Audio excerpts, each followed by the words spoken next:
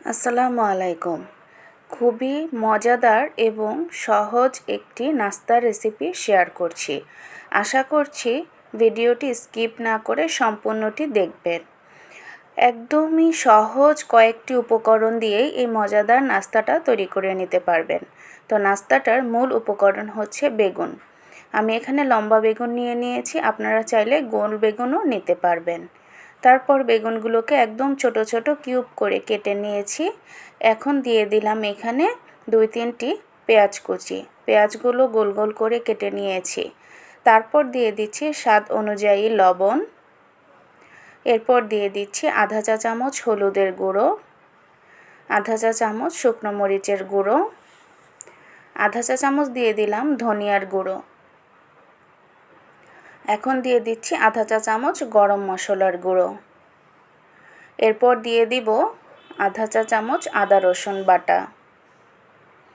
এখন দিয়ে দিচ্ছি 1/3 কাপ পরিমাণে বেসন। একই কাপ দিয়ে দিব এখানে চালের গুঁড়ো। চালের গুঁড়োটা না থাকলে আপনারা কর্নফ্লাওয়ারও ব্যবহার করতে পারবেন।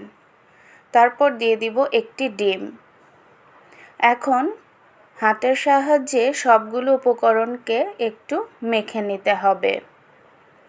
প্রথমে এখানে পানি দেওয়া যাবে না, প্রথমে সবগুলোকে মেখে নিয়ে এটার ঘনত্বটা চেক করে তারপর পানিটা দিতে হবে। তো আমার মনে হচ্ছে আমি যেই শেপে দিতে যাচ্ছি তার জন্য আরেকটু নরম হওয়া প্রয়োজন, তাই খুবই সামান্য পরিমাণে একটু পানি দিয়ে আবারও মাখিয়ে নিলাম।